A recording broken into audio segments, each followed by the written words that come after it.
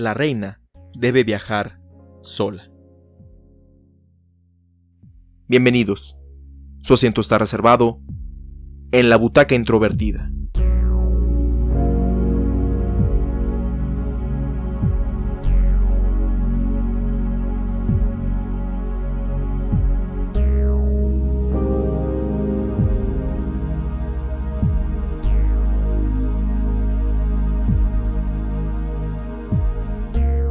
Midsommar es un filme estrenado en 2019, escrito y dirigido por Ari Aster. Estelarizado por Florence Pugh, Jack Reynor y Wilhelm Blomgren, cuenta la historia de Dani, quien después de una profunda tragedia personal, viaja junto a su novio y su grupo de amigos a la pequeña comunidad de Haga, ubicada al norte de Suecia, donde no solo se encontrará con sus peculiares costumbres, sino con algo que provocará que su alma arda con un fuego de renovación.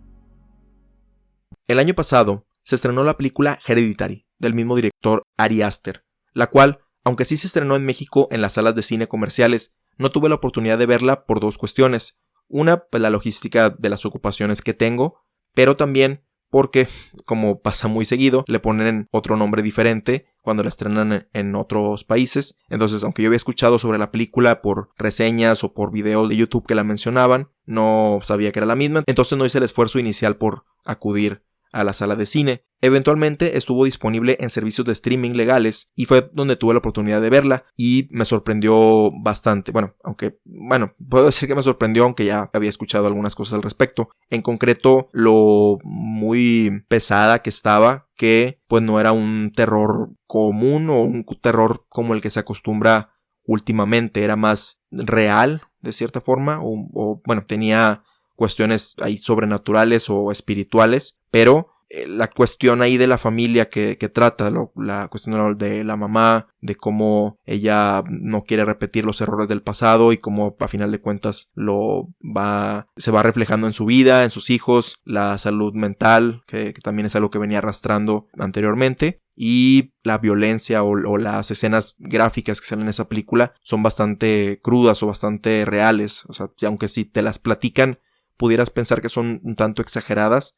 al momento de la práctica, al momento que la estás viendo la película, no se ven tan exageradas como normalmente se pueden hacer en las películas de Hollywood, tampoco comparadas con las slashers o otros de ese estilo anteriormente, donde salían litros y litros de sangre. Acá aunque sí hay escenas muy sangrientas y muy violentas, se siente muy real y muy, muy asqueroso, pero por lo mismo de que no se siente exagerado, no se siente que están poniéndole de más, al menos de primera impresión. Entonces, esa película se me quedó bastante, aunque me quedé pensando de que sí me hubiera gustado haberla visto en el cine, pero creo que el efecto que tuvo en mí de lo que me dejó ahí pensando sobre cómo vamos heredando esas malas costumbres o esos comportamientos a nuestros hijos y ellos a sus hijos y así sucesivamente, pues hubiera sido más pesado haberla visto con todas las ventajas que tiene la sala de cine para proyectar los recursos de la música y las escenas, simplemente el hecho que tienes más detalle al tener una pantalla más grande, etcétera, etcétera. Entonces, por un lado dije que bueno que no la vi, pero a la vez sí me quedo que hubiera sido una experiencia cinematográfica bastante notable de las que he tenido en ese momento. Entonces, es una película que se me quedó bastante grabada, pues me hizo notar que, quiero ver más de ese director, que más va a hacer eventualmente. Y así quedó esa experiencia con Hereditary, que la vi ya un poco después. Afortunadamente los servicios de streaming tienen estrenos más recientes, de manera que no pasa mucho entre la cartelera y lo que puedes ver en tu casa de manera legal. Y pues no pasó mucho tiempo entre el estreno y lo otro. Entonces, si no mal recuerdo, en una película posterior, creo que más comercial, no quiero decir o no quiero pensar que fue en la de Suspiria, porque sería mucha casualidad que tanto la de Clímax como esta las haya visto en el mismo día, en el mismo tráiler. Pero digamos que fue en una película de este año que estaba viendo los trailers y de repente salió esta película de Midsommar, la cual pues me empecé se ve bien, y creo que algo me distrajo, pero porque no me di cuenta que era del director Ari Aster, o que decía que era del director de Hereditary, hasta ya después de que llegué a mi casa o que la vi en otra parte, que esta es la continuación, no continuación que fuera secuela, pero esta es la segunda película del comercial, o que tiene más difusión a lo que estuve revisando Él, pues Hereditary es prácticamente su primera película, aunque tiene unos 2 cortos ahí experimentales que hizo anteriormente, pero oficialmente esta es su segunda película. Entonces, cuando ya supe de que era él la cinta esta de Midsommar, pues tenía muchas expectativas, ¿no? De que pues va a ser como Hereditary, va a ser algo completamente diferente, porque incluso tienen pues la paleta de colores muy opuesta, tanto en el póster como en la película. Hereditary es más oscura, más asociada con la noche, aunque bueno, hay escenas de día y todo, pero lo que es la casa, el interior, pues, el tema de la familia, se recierran mucho los personajes ahí en sí mismos. Entonces todo lo que ves así de promocional de Hereditary es muy oscuro, y Midsommar por el contrario es muy colorida, muy brillante, muy en el día. Incluso aquí le pusieron el terror no espera la noche, tomando muy literal esas cuestiones. Sí se notaba mucho el contraste en cómo se proyectaban una a la otra, y incluso creo que en los trailers Hereditary pues es más clara en lo que es, en lo que se va a tratar, un tema muy delicado de la familia y la pérdida, y acá era más como si están en una ciudad o en un pueblo así más colorido, lleno de baile. El día el sol es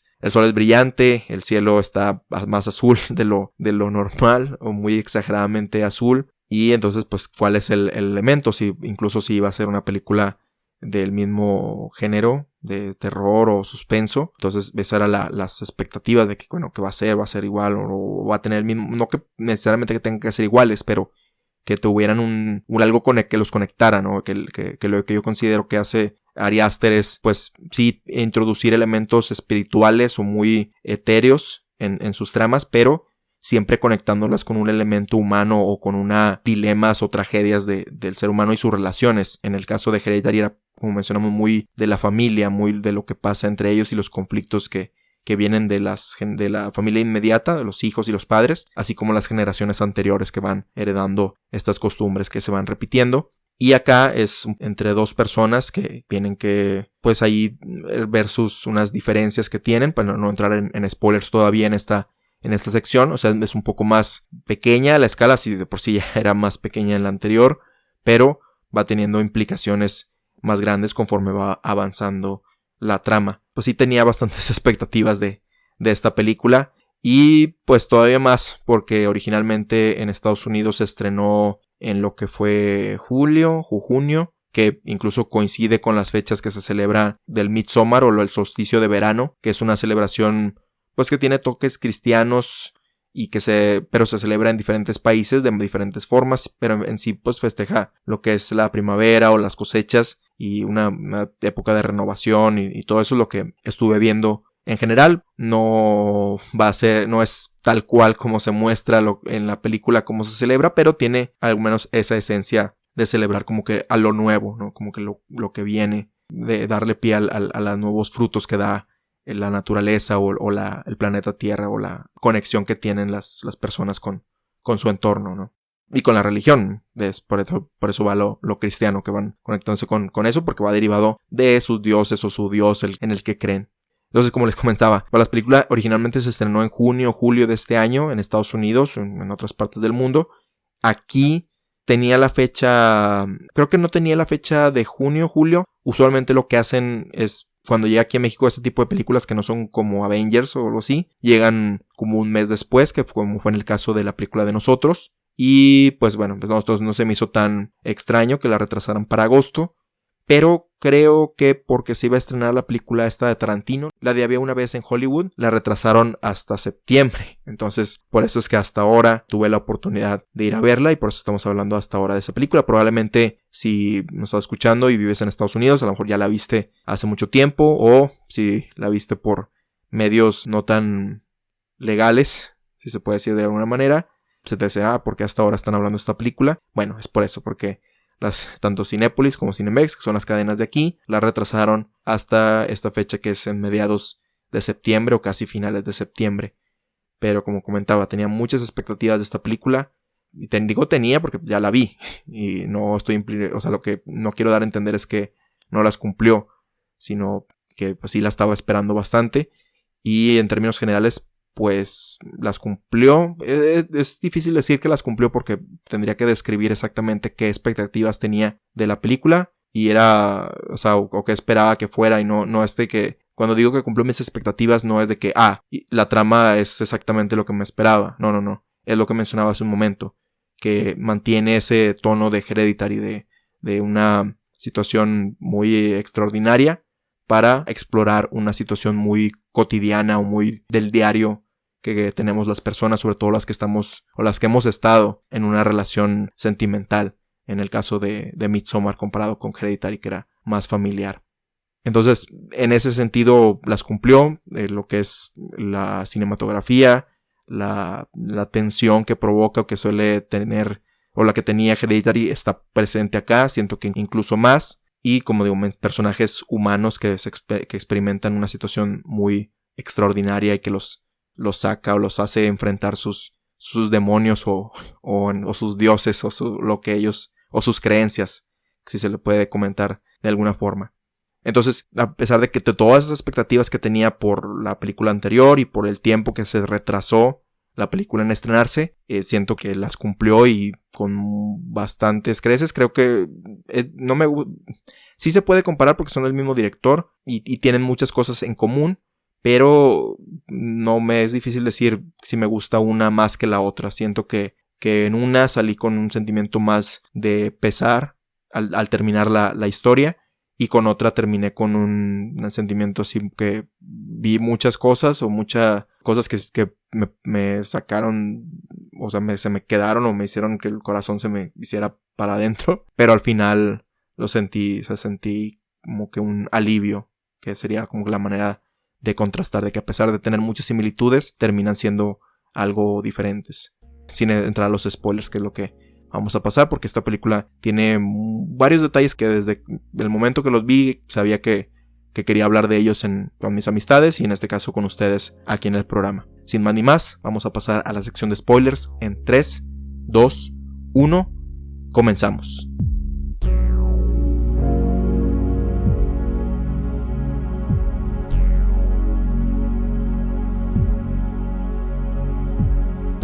En primera instancia, uno de los aspectos que me llamó la atención de esta cinta es cómo te va de manera sutil anticipando aspectos clave de la trama que van a suceder en el futuro. En Hereditary ese recurso era mediante las miniaturas que hacía el personaje de Toni Collette, donde te ponía tanto cosas que iban a pasar como la manera en la que ella procesaba el trauma que tenía. Y en Midsommar estas se reflejan en las ilustraciones de la cultura de Harga, que incluso ese es el primer frame que vemos de la película, un enorme cuadro, que aunque no les podría decir todas las cosas que salen ahí, porque eran bastantes y es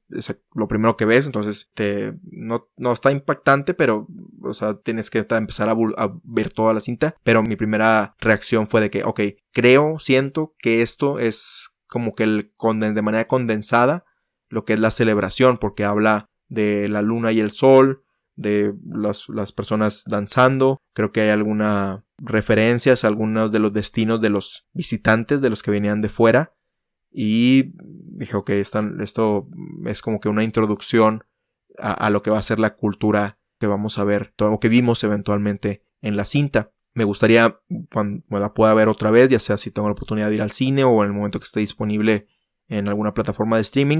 ponerle pausa y sentarme a ver si tenía exactamente la razón, si es de que el resumen de la película es lo primero que ves y cómo ese recurso se va repitiendo a lo largo de la misma película, a veces de manera más sutil, a veces de manera que se toma tiempo la cámara en hacer mucho énfasis, pero pues se sigue repitiendo para irte haciendo más inmerso en esta cultura que tienen ahí en este pueblo o esta comunidad. No sé si es ficticia o es real, pero una comunidad sueca a final de cuentas. Ejemplos de estos recursos o los más notables o los que más se me quedaron fue uno porque la cámara literalmente pausa la acción o tomar a los protagonistas para hacer un recorrido por esa ilustración. Es la historia de cómo, lo que yo asumo que es como una leyenda o como una parte del ritual o parte de las costumbres de cuando una de las mujeres ahí en Harga se enamora de algún hombre, ya sea externo o interno. No queda muy claro si hay alguna distinción en ello, pero la manera en la que lo embruja o lo enamora es haciéndole que se tome o que se coma parte de su vello púbico, con la intención de que se case con ella o simplemente que la fecunde para tener más descendencia en la comunidad. Y pues luego ya pasar es que en la ilustración recuerdo que ella, o el dibujo, ella tiene como un traje ceremonial de bodas y tiene el vientre pues cargando un producto de esa relación. Entonces por eso menciono que no nada más es la fecundación, sino que en teoría que formen una pareja. Y eventualmente pues es como vemos que Maya, la hermana de Pele, cuando le empieza a interesar Christian, empieza a hacer varias cosas como ponerle la runa del amor o haciéndole comer su vello púbico en el pastel de carne, que pues pequeño paréntesis, yo pensé que la revelación iba a ser que se estaban comiendo a la chava inglesa que también los acompañó, que estaba ahí, porque es en el momento donde ella se va a buscar, su novio se va o le dicen que se va y luego ella va a buscarlo y las personas del pueblo le dicen a Dani y a los demás que pues ya los dejaron en la estación y que ya se fueron. Y yo pensé que la revelación iba a ser que se la estaban comiendo, que la habían preparado, porque creo que había un corte ahí muy drástico entre que estaba ella como que se iba a ir y la preparación de la comida que estaban haciendo las mujeres jarganenses o las mujeres suecas. Y cuando sale lo del vello, yo pensé que era como que notar de que había algo humano en la comida. Y no, pues ya eventualmente ya ligué de que era parte del ritual, que después tiene su fruto donde convencen a Christian de que vaya a hacer eso, o lo drogan, o como lo quieras ver, y eventualmente tiene relaciones con la chica, cumpliendo la profecía o la leyenda que se nos había hecho notar desde el principio de la película. En esta parte de todo este proceso vemos otra ilustración o otra forma de anticipar lo que va a pasar, porque cuando a Christian le proponen el que tenga relaciones con esta chica, en el cuarto donde está hay ilustraciones, o al menos hay una ilustración de un oso ardiendo en llamas, que luego, como vemos al final de la cinta, es el destino que va a tener Christian por haber seguido este camino de hacer esto y pues de cierta forma traicionar a Dani. Bueno, que no es la primera vez que lo hace, pero fue como que la gota que rompió el vaso, porque se insinúa que ellos nunca habían tenido relaciones o no habían tenido sexo, porque le dicen, es una de las quejas que tienen sus amigos con él, de que sigue con ella pero que no, alguien que le guste tener intimidad física, que bueno, no tiene nada de malo, pero es parte de, bueno, el personaje ese del Will, se me olvida su apellido, pero es el que sale en Bandersnatch. Él me cayó muy mal, pero pues es como el reflejo de como que el estadounidense así muy agresivo, pero vaya, como que esa fue por haber seguido esa ruta de como que hacer la última cosa que pudo tolerar Dani en la cinta, pues su destino fue morir quemado en la piel del oso que lo meten al término de la celebración de verano. Entonces están todos esos detalles, digo, hay muchísimos más, tanto ilustraciones, particularmente en el granero donde se quedan a dormir, la cámara toma varias ilustraciones que están en la pared, así como muchas runas que pues yo al menos no sé leerlas y la cinta tampoco las explica o las traduce o pone algún subtítulo para indicar su significado, solamente en algunos casos particulares, pero que están tanto en piedras como en inscripciones en árboles, en los edificios, en la ropa de en la ropa de todos o todos los que tienen que ver con rituales. Por ejemplo, cuando Dani la meten a la competencia de danza por la May Queen, ella tiene ciertas runas y todas tienen diferentes. Igual Christian, cuando va a tener el ritual de fecundación con esta Maya, su vestimenta que tiene previo a hacer ese acto también está lleno de runas. Entonces sería interesante las personas que saben leerlas, que saben ese idioma, ver todos los significados que tiene cada una, así como las ilustraciones. Siento que esto es uno de los aspectos que, además de pues ya conocer en qué termina la película, van a enriquecer el verla al menos otra vez o al menos verla varias veces para captar o poner la atención a todo lo que se dice de manera así más sutil con estas ilustraciones. Y no solamente las ilustraciones anticipan lo que va a pasar, también ciertos diálogos que se dicen al principio de la película, que se toman de manera pues menos seria o incluso hasta graciosa, dependiendo de quién lo vea, o de una manera, pues no graciosa, pero de una manera así como que, ok, ese comentario, pues, ok, pues es parte de pues una conversación ahí que tienen estos chavos. En particular estoy pensando en cuando están hablando al principio de la película, el grupo de amigos de que van a ir a Suecia y que se están quejando de que Dani es muy posesiva, al menos desde su perspectiva. Y que dicen, que pues que su viaje a Suecia va a ser más de andar ligando a extranjeras, etcétera, etcétera. Pero Pelle dice algo así como, pues no olvides a todas las mujeres suecas que vas a embarazar. Que en el contexto de esa conversación, pues se toma de manera como pues un comentario ahí X o de broma que quiso hacer, pero que su significado real es que pues él ya tenía toda la intención, o tenía cierta intención de que él o algunos de sus amigos, si era el elegido, pues tuviera la oportunidad de incrementar la población de donde él es originario. Entonces estos pequeños detalles que nos van anticipando la cinta y que van conectados con algo que ya se utilizaba en Hereditary, pero que aquí se utiliza de otra manera, ligado a la trama que estamos viendo, y que también pues sirve para que los rituales no sean tan extraños o no sean tan, que no digas, esto de dónde vino, o de qué de dónde salió esta escena, ¿no? O sea, bueno, ya venía previamente sustentada de que esto posiblemente iba a pasar o es parte de las celebraciones. Entonces, como para parte el director como que justificarse del por qué salen esas escenas que, bueno, al menos en la función que yo tuve la, pues, fortuna, puede decirse, de asistir, muchos la tomaron como de broma, como muy gracioso, muy de chiste la manera en que se contaban, y yo, en mi particular, no sentí que ese era el sentido. Era más como inquietante o más de que, ok, sí, esto estaba ligado con eso, o sí, no me extrañaría que tuvieran este tipo de costumbres, viendo cómo se manejan. Entonces ese es el recurso. Por eso me llamó la atención toda esta forma de contar la historia de manera así ligada con la historia, que no hay un narrador que te está explicando, o de que las personas no pasan media hora explicándoles a ellos qué va a pasar para explicártelo a ti como espectador, sino que son detalles que tienes que poner atención para eventualmente ligarlos con lo que sucede después de la trama. Y hablando sobre elementos cinematográficos para contar la historia, aquí hay varios, ¿no? O sea, en esta cinta se utilizan hasta incluso efectos visuales para representar el uso de alucinógenos, que vemos que son comunes en las celebraciones, que hace muchas disolvencias para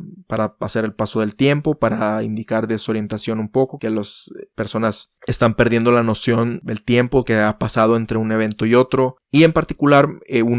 para reforzar algo que ya hablábamos en el episodio sobre Clímax, como la cámara, aparte de indicarte el estado de ánimo, te indica el cambio de fase entre una y otra. En Clímax había una escena, o bueno, no escena, esa era más gradual hasta el final de la cinta, y aquí vemos que la cámara se hace como si estuviera de cabeza en Clímax, o sea, al final ya pues, está como que inclinándose poco a poco durante toda la cinta hasta que casi al final se voltea, indicando que ya todo ha cambiado completamente. Y acá en Midsommar marca que están entrando a otra dimensión o a otra fase de la historia. Cuando van en el auto, que van entrando a Hälsingland, la toma empieza atrás de ellos en el carro de manera normal, va subiendo hasta tener una vista aérea y termina pues girando hasta que el campo verde que vemos en la entrada se pone como si estuviera arriba y el cielo como si estuviera abajo, como están entrando, que su mundo pues se va a poner de cabeza por haber hecho todo este viaje. Entonces, reforzando un poco de lo que hablábamos en el episodio sobre Clímax, que como la cámara nos puede indicar tanto un estado personal que te estás desorientando, como que la película completa va a empezar otra etapa, simplemente con este recurso, con simplemente mover la cámara en una manera particular, ya eso mismo nos transmite información, para tenerlo en cuenta de que no solamente son los diálogos, no solamente es la música, no solamente es la escenografía, sino lo que mencionábamos, que la misma cámara nos da información acerca de lo que está pasando o lo que va a pasar eventualmente. Y bueno, el aspecto que creo que es el más impactante al momento de contar la historia, aparte de lo visual, es en este caso la música que aparece en Midsommar. Al igual que en la cinta anterior, es bastante tensa, como que algo anda mal, como que todas las piezas musicales son muy bellas, o empiezan muy bellas o muy grandiosas, como que van a dar pie a algo más grande, pero luego tienen esas notas ahí medio disonantes o medio extrañas que transmiten algo que, ok, esto es un paraje hermoso y muy lindo y muy colorido, como mencionábamos, pero que algo anda mal o algo extraño, que hay algo que no puedo detectar, pero que ahí está, no puedo describirlo, no sé cómo decirlo, pero ahí está. Y es algo que también pasaba en Hereditary, que está la música pero siempre ahí tensa o muy llamativa, pero sí hay algo raro. Y yo pensé que era el mismo compositor, Colin Stenson, y porque me sonaba muy, muy similar, pero resultó ser otro compositor, otro músico, Brian, un poco difícil mencionar su apellido, Dirklick, algo por el estilo. No, bueno, sin demerita, eso no demerita el logro musical que tiene en esta cinta, pero siento que aparte de todo eso que mencioné, de que es bella, hay muchos cantos, la música va creciendo, pero luego se hace extraña, creo que esta película es más tensa o más efectiva en ese sentido, ya que por algo en particular, por algo muy notable, que incluso sale desde el principio de la película, justo antes del título, después de la tragedia de la familia de Dani. Ella pues reacciona como la mayoría reaccionamos, o sea, muy desconsolada al haber perdido a sus padres y su hermana, sobre todo de una manera tan inesperada y tan extraña, al menos en ese momento, de no saber sus motivos. Ella pues está inconsolable, ¿no? Está con Christian y pues se dejó ir llorando y sollozando. Y en ese momento noté que sus sollozos estaban no solamente mezclados en un volumen más alto que el diálogo hasta ese momento, sino que la música hacía parecer como si esos llantos o esos sollozos fueran parte de un instrumento, o sea que que era difícil distinguir el instrumento de los vocales o de la vocalización que estaba haciendo, o del llanto, grito, sollozo, y pues te llegaba más, no solamente porque estaba más alto, sino porque se conjuntaba con todos los elementos anteriores. Y afortunadamente o desafortunadamente, si te impactó mucho, te hizo hacer más tensión, este recurso se repite constantemente en la cinta. O sea, en ese caso son los llantos, cuando los de la comunidad empiezan a gritar o empiezan a lamentarse, por ejemplo en el ritual donde las personas mayores se avientan, o al final de la cinta, que es el momento, no sé, más fuerte, pero donde hay más gente haciendo estos ruidos o estos sonidos, tanto con llantos, gritos, los gemidos, incluso en el ritual de fecundación ahí con Christian y Maya, empieza a gemir tanto ella, Maya, como las otras mujeres que la rodean. Y en todos estos casos, los sonidos se van haciendo uno con la música. Van complementando esa sensación de tensión de lo que estás viviendo en la escena, ¿no? Y eso se me hizo, pues digo, a veces no es muy padre experimentarlo, pero se me hizo algo muy notable. Es algo que no recuerdo haber visto utilizado de esa forma en otra película. Me vienen a la mente otros ejemplos donde alguien grita y se distorsiona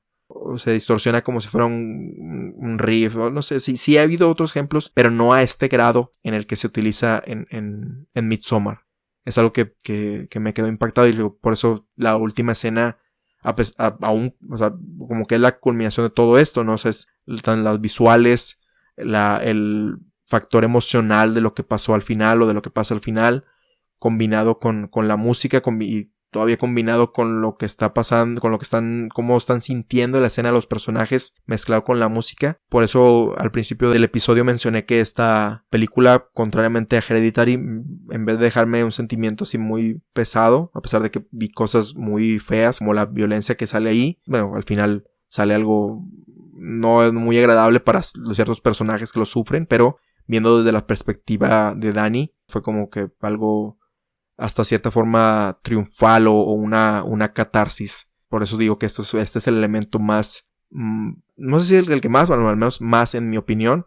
que fue como la cereza en el pastel de todo lo demás, de toda la cinematografía, de toda la historia, de todas las actuaciones, como que fue el ponerle el detalle final, el moño, para que fuera una experiencia pues que te envolviera, ¿no? En todo lo que te quiso transmitir. Por eso, aunque Hereditary tengo todavía mis dudas si me hubiera gustado verla o no en el cine, Midsommar estoy completamente seguro que me hubiera arrepentido de no haberla visto, o sea, de no haberla visto en el cine. Este diseño de sonido sé que sería difícil replicar en un elemento casero, entonces no me arrepiento de haber ido a ver la película por todo lo que pasó, pero principalmente por este factor en particular de la música. Y bueno, voy a tomarlo de manera completa, el diseño de audio de toda esta película, porque incluso aunque no está la música, constantemente estás escuchando estos ruidos de gemidos, de llantos, de sollozos a lo lejos, como que siempre alguien está viviendo algo de manera muy intensa. Por empatía o porque estás estás viéndola, tú también estás experimentando eso, y me gustaría, sé que es un elemento que no se puede repetir en muchas películas, en comedia o lo que sea. Bueno, sería interesante hacerlo, pero que me gustaría que las películas hicieran más. La única que se me viene a la mente, bueno, no es exactamente en el mismo sentido, pero que hace algo así, es la de The Witch, donde mezcla incluso la voz de ciertos personajes en otro tono o en otro nivel para enfatizar pues su presencia o su autoridad en la cinta, que hay ese diseño de audio. Pero sí me gustaría que sobre todo las películas de terror dejaran de depender de los ruidos fuertes para asustarte o para hacerte sentir algo, una situación no tan placentera, y hacerlo así más tenso, que es lo que realmente se te queda en la cinta, la sensación de que estuviste ahí viviendo algo muy, muy pesado. Y bueno, dejando atrás un poco los aspectos que ayudaron a contar la historia, bueno, pues de qué se trata la película en sí. Bueno, no voy a hacer una sinopsis como hay en los episodios regulares, que no son estos más casuales, pero para mí lo que me dejó la película, o lo que se me quedó, o lo que yo siento de que se trata, más allá de los eventos que suceden, es como si la protagonista, Dani, hubiera ido a una terapia. Digo, se implica que ella ya está yendo con alguien para atender esas emociones que siente con su familia previo a lo que había pasado y durante, pero como que no han tenido no la han ayudado del todo a sacarlo. O sea, no que no haya ido a terapia, sino que vaya, que no que no haya ido, sino que esta es como que la terapia que necesitaba, una terapia efectiva para poder sacar todo lo que estaba sintiendo, que si bien no es algo muy placentero o no fue algo muy disfrutable para ella durante gran parte de la película, pues siento que al final fue efectivo, porque la hizo, primeramente la comunidad le brinda apoyo, o sea, le brinda en particular a ella, a los demás, a los hombres, no sé si es por algo en particular, pero a ella le brindan apoyo de estar ahí con ella, de incluirla más, incluso cuando ella se siente muy incómoda al final de la cinta, cuando siente que, o sea, que siente que vio algo, cuando después de ver a Christian teniendo relaciones íntimas con Maya, que se quiebra, las mujeres que la acompañan no le dicen de que, oye, ¿por qué no te veo que estás triste? ¿Por qué no sonríes? ¿O por qué no decides no estar triste? Así de fácil. Sino que ellas van y sienten su dolor con ella. O sea, ella la arropan, y cuando ella está gritando o está llorando por lo que vio, por haberse sentido la gota que derramó el vaso, por el haber visto que no hay, que de plano cuando se dio cuenta que Christian no era para ella o no era alguien con quien debía de estar, se quiebra completamente, como al principio de la cinta con la tragedia, y ellas, en vez de decirle de que no seas emocional o no llores o no, ellas se la arropan en la cama. Cuando ella decide levantarse y seguir llorando en el suelo, ellas lloran con ella, ellas permiten que esa emoción salga, porque tiene que salir, o sea, y no está padre, no es algo que es muy disfrutable en el momento, pero se tiene que experimentar para poder sanar después. Es algo que a veces cometemos, el querer, que nos sentimos mal, que nos pasa una experiencia no tan agradable, y queremos parcharla con, no sé, con lo común de que vamos a tomar, o voy a distraerme, o voy así, y sí ayudan, o pueden ayudar esas cosas, pero lo que más ayuda es sentir la emoción, dejarla fluir, para que luego, ya que la viviste, va a quedar en el pasado. Entonces a eso me refiero un poco con la terapia o algún proceso de realmente ayudarla a sanar. Porque también otro aspecto que no lo hace tan disfrutable es que el estar ahí la hace confrontar directamente la muerte de sus padres y su hermana. En concreto, cuando las personas mayores pues se avientan al vacío como parte de su ciclo de la vida, ella pues recuerda, ve o los compara con su padre y su madre, pues ella empieza a tener uno de esos ataques de pánico que comenzó digo, no sé si en la cinta nos implica que ella ya los tenía antes, creo que de cierta manera, pero se nos muestran más a nosotros como espectadores a partir de la tragedia, de cómo inmediatamente algo empieza a disparar estas emociones o esta sensación de sentir una pesadez, de sentirse indefenso, sentirse vulnerable que experimenta ella y que inmediatamente tiene que removerse de la situación, o es la manera en la que ella lidia con eso, el removerse de ello, el no pensar en ello, el no aceptar lo que está sintiendo, que es como lo que comentamos hace un momento, y por eso ella sigue recurriendo con ello, digo, porque es comprensible el no querer experimentar, el revivir, el pensar en algo tan trágico como la muerte de sus padres, sobre todo que fue provocada por ellos mismos, pero la cinta o los rituales de la cinta la hacen confrontar esta muerte tanto de manera visual, viendo a unas personas similares a sus padres cometer este acto para al menos ella ver de que están dejando ir sus vidas por nada, por ellos pudieron seguir viviendo, pero la perspectiva de las personas de Harga es de que pues en vez de estar sufriendo o así, nosotros ofrecemos la vida para dar pie a otras, o sea, como una manera más, pues no sé si más positiva o más agradable o más optimista de querer no sufrir, de irte en plenas facultades, bueno, que ya están de una edad un poco más avanzada, pero no verla como el fin o algo así, porque ellos también lo comparan con cómo la cultura de Estados Unidos, pues dejamos que los ancianos, o incluso aquí en México también, dejamos que los ancianos pues sí están viviendo, pero no los cuidamos o los dejamos en casas de asilo o los abandonamos. Y ellos pues quieren irse siendo queridos por los demás, o sea, siendo parte de la comunidad. Y ella como que otra manera de ver la muerte, o sea, algo que le ayude a procesar eso que le pasó. Y por último, el sacar poco a poco a las personas negativas o personas tóxicas de su vida.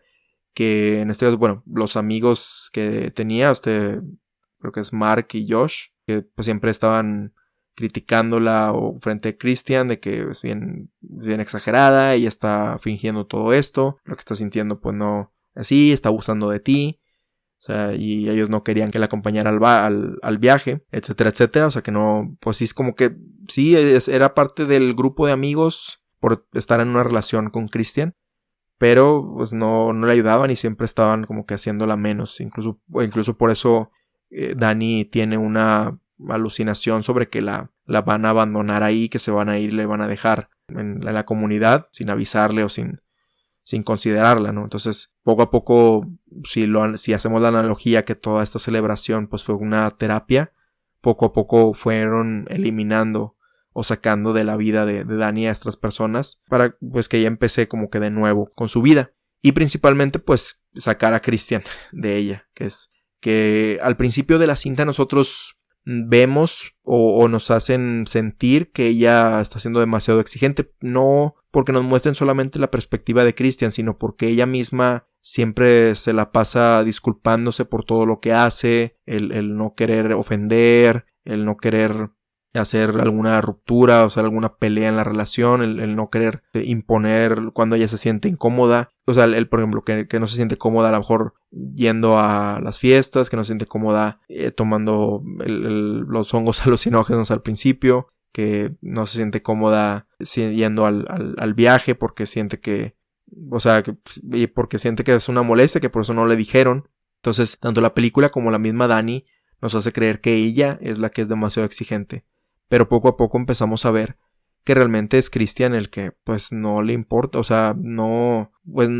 es muy indiferente, o sea, es muy indiferente no solamente con ella, sino con todos en general. Cuando Christian llega a tener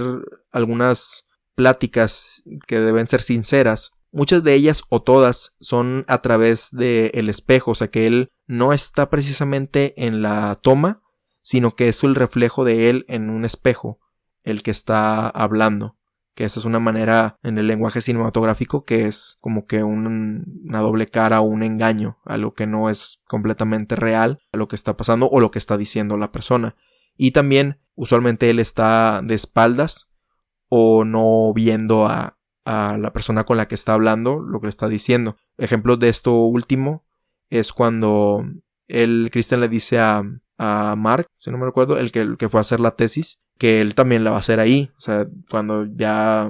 habían hablado de que pues hicieran cosas diferentes. O sea, es algo muy fuerte, muy directo. Incluso lo menciona el amigo Mark, de que hoy me sorprende que, o sea, me está diciendo algo así tan descarado. Y a nosotros en la toma Christian está de espaldas, como que no admitiendo las consecuencias o no queriendo admitir la verdad de lo que está haciendo. Y también cuando no recuerdo exactamente que algo le va a decir Dani y Christian está hablando con uno de los mayores de la comunidad y es algo serio para ella o ella está preocupada y él en la toma, o sea, está en Dani, como ella tiene una estatura menor a Christian, no se alcanza a ver el rostro, pero o sea, como que vemos que la ve, pero a él no lo podemos ver. E inmediatamente le dice, ok, sí, hablando de eso, y cambia el tema ignorándola completamente. Entonces, esas son las maneras en las que la película nos empieza a comunicar que definitivamente Christian no es la pareja ideal, ni siquiera de amigos, para Dani, que siempre está ahí tratando de cuidar y tratando de no incomodarlo cuando él realmente no le importa ni ella ni sus amigos. Entonces, y lo vemos al final, pero Dani no muestra tan buena o inocente que hasta el último, el último acto que ve de él es cuando definitivamente decide sacarlo de su vida, porque cuando la coronan como May Queen, que le dicen que va a tener que hacer el ritual de bendecir la tierra y bendecir los frutos que se van a dar, ella pide que Christian la acompañe, o sea, diciendo, pues él es mi pareja, yo quiero estar con él, todavía quiero estar con él, a pesar de todo lo que me ha ignorado y todo lo que no le importo y que no me dijo del viaje ni nada de eso, quiero seguir estando con él. Es hasta que lo ve con otra mujer, que ya definitivamente se da cuenta y decide ahuyentarlo completamente de su vida. Y por el contrario tenemos a Pele, que bueno, no sé si es por el contrario, porque él termina ocultando o no diciendo algunas cosas, pero usualmente se las oculta a los amigos hombres, no tanto a Dani. A lo que voy es una escena que se me quedó mucho, es cuando él es el único que se le muestra comprensivo verbalmente y no verbalmente sobre la tragedia que le ocurrió a ella, tanto antes cuando estaban en Estados Unidos como cuando están aquí en Suecia. Y él empieza a decir algo sobre que aquí en la comunidad, pues si te arropan, cuando perdí a mis padres no me sentí solo porque estoy en una verdadera familia que te apoya, que no anda viendo quién es de qué o de quién tiene la propiedad de qué, sino todos se muestran sinceramente. Pero inicialmente te muestra igual que Christian, de manera de espaldas. Pero luego cuando Dani como que le dice de que está seguro, no sé, la cámara nos muestra su rostro, que está hablando completamente en serio sobre lo que le está diciendo. No le está precisamente proponiendo lo que pasa al final. Incluso creo que nunca le proponen el participar en ser May Queen. O sea, se insinúa en la escena donde pasan todos los cuadros de las May Queens y ella está como en el centro, como que ella va a ser parte de eso eventualmente. Pero él, aunque le oculta a los demás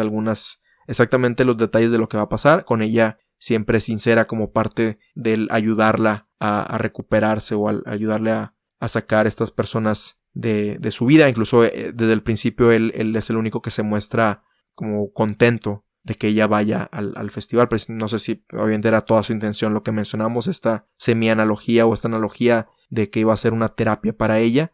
pero yo la considero como parte al menos de cómo yo interpreto la película, ¿no? Como parte de ese apoyo, ¿no? Y pues al final de todo, o sea, lo que más le afecta a Christian y a Dani es que nunca se supieron comunicar bien, si hubieran sido sinceros con lo que ellos sienten o con lo que ellos piensan, no que tengas que decir exactamente todo, pero de que, oye, necesito que me apoyes más o no puedo apoyarte más, o sea, aceptar de parte de Christian de que sabes que me cuesta mucho trabajo o tengo esas expectativas y, o sea, una mejor comunicación, todo esto se hubiera evitado completamente, digo, no tuviéramos película si se hubiera dado, pero es la moraleja, ¿no? La comunicación es en los conflictos, siempre va a haber conflictos entre amigos, entre familia y entre la pareja. Entonces tiene que haber un ambiente de comunicación lo suficientemente abierto para aceptar incluso cuando ya lo mejor es estar separados uno del otro.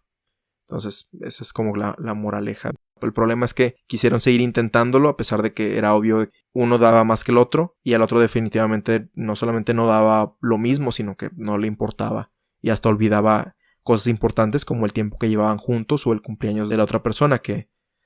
es muy cliché por las bromas que se hacen de que se me olvidó el cumpleaños, pero pues sí es algo grave, sobre todo cuando es alguien que dices que es importante en tu vida porque estás olvidando el día en que por ese día estás ahorita con esa persona. Entonces de ahí viene la importancia de recordar todas esas fechas y todos esos aniversarios que tienen importancia para ambos o que deben tener la importancia para ambos. Entonces al final el hecho de quemar a todo, digo, no porque sea algo que se recomiende para sacar a las personas de tu vida, no quiero decir que es así, por eso es una analogía. De manera espiritual o de manera simbólica, el quemar el pasado o dejar atrás el pasado para afrontar un mejor futuro o darle pie a lo nuevo, que es como que el tema de toda la celebración, pero por más extrema que pasaran y por los sacrificios que hacen, ese es el objetivo de toda la celebración que vemos durante la película de Midsommar, que es darle pie a los nuevos frutos del verano, y en este caso, por eso esta Dani al final sonríe, porque a pesar de que no fue un proceso muy largo y muy pesado, el ver ese fuego, el que todo lo que ella sentía, o sea, por estarse aferrado a eso, se sentía tan mal y tan pesado y no lograba enfrentar o dejar salir lo que ella sentía, el verlo arder y verlo caer, saber que ya quedó atrás o que va a quedar atrás en su vida, es lo que le hace por fin sonreír después de tanto tiempo y después de tanto sufrir y tanto malestar. Y ya por último, el aspecto que más quería resaltar, hablando precisamente de Dani, es la actuación de Florence Pugh, que para mí es la primera vez que la veo. Estaba revisando que ella interpretó a la luchadora Paige en la película de Fighting with My Family, que pues es una película autobiográfica, bueno, semi-autobiográfica que se estrenó este año, si no mal recuerdo. Es que siempre hay diferencias en los estrenos, pero no es la primera vez que me tocaba verla y me sorprendió bastante su actuación, sobre todo en la sutileza de sus, o sea, tanto la sutileza como lo extrema de que pueda llegar a sus reacciones, en particular cuando ella está sufriendo o está por sufrir los ataques de ansiedad, puedes ver inmediatamente en su rostro cuando el disparador o lo que va cuando recibe la información que activa esos ataques de ansiedad, lo inmediatamente ves en su cara cómo sutilmente cambia, o sea, de estar bien o estar en neutral a como su corazón, como mencionaba, se hunde completamente, y tiene que inmediatamente retirarse a otra parte para calmarse a sí misma. Esa fue de las cosas que más, esa sí de plano no me esperaba una actuación así. Bueno, sí y no, pero a lo mejor no de alguien tan joven. En Hereditary, ese Toni Collette tenía esas cualidades de reflejar todo este rango de emociones y tan extremas, y cuando estaba platicando calmada, incluso había cierta intensidad o cierto enojo, cierta emoción, cierto sentimiento en su forma de hablar, y acá es lo mismo, o no es lo mismo, es algo similar, pero lo sorprendente es que alguien tan joven, porque Toni Collette pues ya tiene una carrera muy establecida, mucha experiencia, y acá ella va iniciando de cierta forma sus pasos en la actuación, y fue como que de lo más destacable, de por sí de todo lo más destacable que ya mencionamos de los aspectos cinematográficos, la actuación de ella es lo que pues une también todo al final. O sea, cuando, como le digo, el momento en que ella sonríe viendo el fuego que ella pues de cierta forma no puedo decir que provocó, pero que se está llevando todo lo malo de su vida o todo lo que ella la ataba, sea, te sientes que por fin, o sea, te hizo, o sea, viviste con ella toda esa tortura, toda esa, ver cosas tan feas, personales y en la celebración. Por eso yo decía que esta película termina de manera triunfal a comparación de Hereditary. De hecho, pudiera decirse que las dos películas terminan exactamente igual, con una persona coronada en medio de grandes personas que la alaban o pues es su reina o su rey, y terminando lo que es el ritual que se estuvo manifestando durante toda la cinta. Pero mientras que en Hereditary el final de allá tiene implicaciones malas o no tan positivas tanto para la persona coronada como para el resto del mundo, aquí pues se toma todo lo contrario. Es algo espiritual, es una analogía, no digo que tengan que quemar literalmente a las personas de su vida, pero sí de manera espiritual dejar atrás el pasado para que su espíritu arda con un fuego de renovación.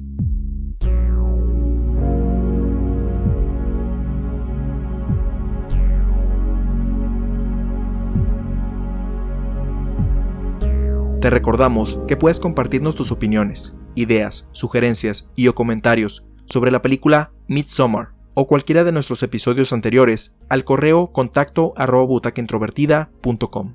Puedes escuchar todos los episodios en butacaintrovertida.com, Spotify, Apple Podcasts, Google Podcasts, Stitcher, TuneIn, entre otros, así como tener notificaciones de cuando se publican suscribiéndote a nuestro RSS o en las redes sociales oficiales facebook.com/butacaintrovertida e instagram.com/butacaintrovertida. También puedes enviarnos un mensaje de audio para que sea incluido en uno de los próximos episodios de La Butaca Introvertida ingresando desde tu celular o computadora a butacaintrovertida.com y haciendo clic en el botón que dice envíanos un mensaje de voz. Si quieres ayudar a impulsar este podcast, déjanos una reseña positiva en Apple Podcasts y compártelo con tus amigos en redes sociales. Hemos llegado al final de este episodio. Te esperamos en la próxima función, donde ya tienes tu asiento reservado en La Butaca Introvertida.